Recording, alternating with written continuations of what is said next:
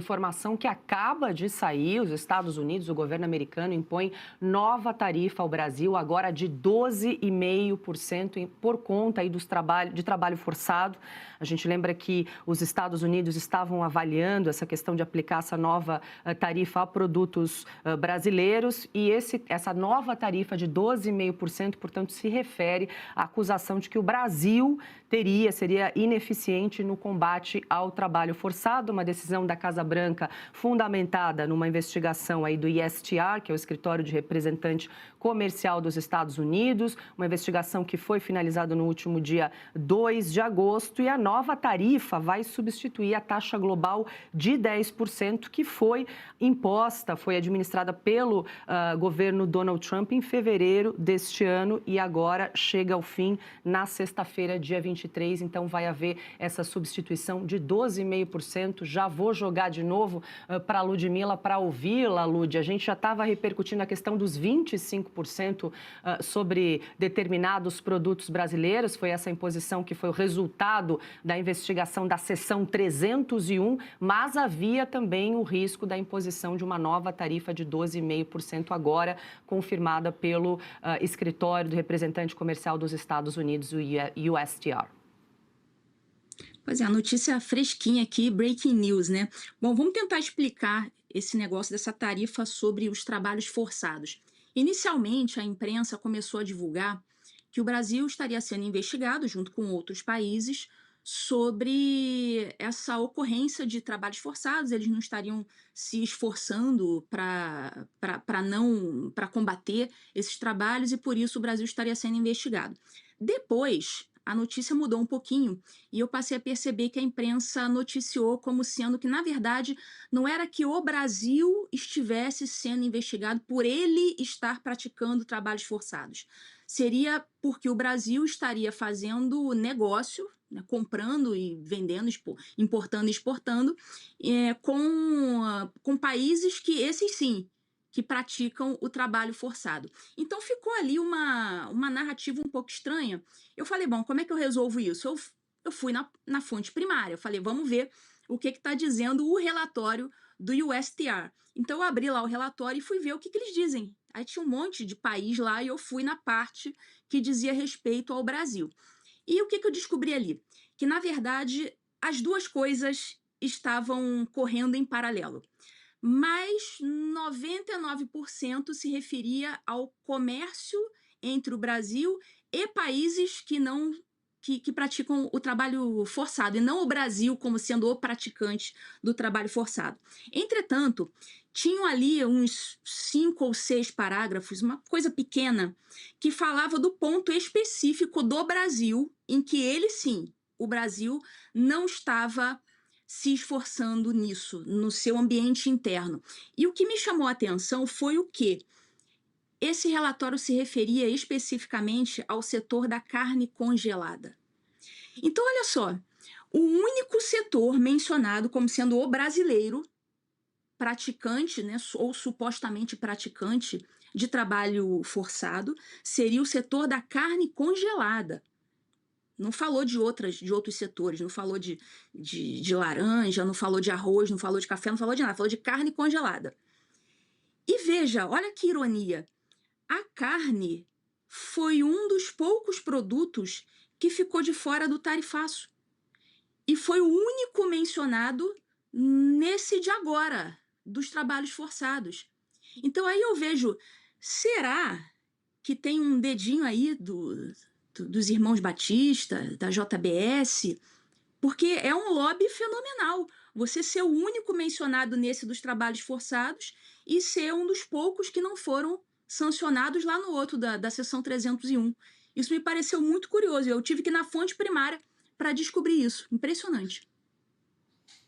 Fabi, vai ficar complicado agora para a indústria brasileira, porque certos produtos vão chegar a uma sobretaxa de até 37,5%, porque vai somar, né, os 25% mais os 12,5% agora com essa confirmação da sobretaxa. Ontem, inclusive, a gente trouxe a informação desse pacote de socorro, né, do governo de 18,5 bilhões de reais para os setores afetados, principalmente calçados, madeiras, maquinários, vestuário, altamente impactados aí com essas tarifas, mas É possível que outras medidas agora sejam implementadas, agora com essa sobretaxa ainda maior? Bom, essa medida aí, o Brasil Soberano 3, né, já está na terceira edição. No passado recente, o Brasil Soberano 2 e 1, nós não tivemos uma adesão tão grande, isso foi explanado lá na reunião com o Geraldo Alckmin pelos empresários dos mais diversos setores, porque havia a exigência de manter o emprego nesses setores, sendo que está muito claro, né, que o setor está em crise, não vai conseguir exportar como fazia, produtos como está fazendo Lula, se gabando que vai achar outros mercados e blá, blá, blá, é pura fantasia, porque desses produtos muitos são específicos para o mercado americano e não se conseguiria, né, alocar em outros mercados. Então, o que a gente vê aqui desses 18 milhões mencionado por você, Paula, muitos ali estavam dizendo que os juros não eram lá essas coisas, né? Os juros ainda são preocupantes para esses setores e também tem essa característica de vários itens, né, que tem que ser preenchidos para conseguir esse dinheiro. Então, mais uma vez, o Lula está se gabando, né? Hoje ele falou a respeito disso, as falas dele têm sido bem bélicas, né? A gente viu a China, inclusive, também tendo reunião com Mauro Vieira, e se gabando também, né, das relações do Brasil e China num momento muito delicado. Então, que o Trump colocou mais essa sobretaxa em relação a trabalhos análogos à escravidão, né, que realmente o Brasil aí, se for apontado, a gente sabe que tem o Ministério Público do Trabalho que vive falando desses casos, não é nem novidade, mas como trouxe aqui a Ludmila, não foi o que foi explanado lá no relatório. Mas é preciso a gente entender que a gente tem muito para melhorar, mas como melhorar com um fanfarrão como Lula no poder, que prejudica por ser ególatra e ter má fé nas negociações com os Estados Unidos. Augusto, e só para lembrar que o Brasil não está sozinho nessa lista, são mais 54 países que recebem essa taxa adicional de 12,5%. Olha, o que falta é a negociação séria e negociadores brasileiros sérios, coisa que o ministro das Relações Exteriores não é. Eu vou lembrar um fato histórico, que em meados dos anos 80, o Tancredo Neves, presidente eleito, a primeira coisa que fez foi viajar para os Estados Unidos para se entender com o FMI, Fundo Monetário Internacional. Naquela época, o FMI era o governo Trump. Era o problema das finanças aí brasileiras. Eles tinham da dívida, né, internacional que o Brasil tinha. O Tancredo foi negociar, foi a primeira coisa que ele fez antes de assumir. E vou repetir aqui que a primeira frase do discurso que o Tancredo não leu, porque a morte impediu, dizia assim: é proibido gastar. Ele estava disposto a mostrar ao mundo e aos brasileiros, sobretudo, que o governo seria sério. Ele era um grande negociador político e não há nem sombras de Tancredos Neves aí por aí. O Brasil não negocia seriamente. O Brasil também deixa clara a sua admiração pela China. E há uma disputa entre China e Estados Unidos no comércio internacional, evidente.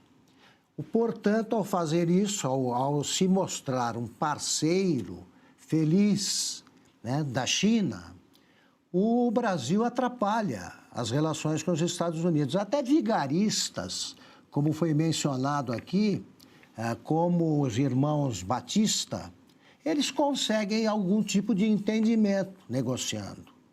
Agora, o Lula não quer o entendimento com os Estados Unidos. Ele tem antipatia histórica pelos Estados Unidos. É o grande Satã Yankee, é o imperialismo explorador. Ele ainda pensa assim. O Lula é um sujeito que tem vagas ideias estacionadas aí no século XVIII, XIX. Ele mal sabe do que se trata. O que ele consegue com isso? A antipatia dos Estados Unidos. Não é um parceiro preferencial. E aí é o seguinte, ele vem explorando isso, acho que rende votos, vem falando em soberania. Existe uma frase aí, de autoria desconhecida, segundo a qual o nacionalismo é o último refúgio do canalha. Um presidente acuado, ele gosta de ter um inimigo externo que vai fazer uma guerra contra você, vai invadir o país, e aí você acha que une a nação em defesa da pátria. Isso aí é muito antigo e nunca deu certo. Nunca deu certo. O Lula não é nacionalista coisa nenhuma, ele pensa nele e quer ficar mais 4 anos. Acha que isso rende votos e banca o amigo da China.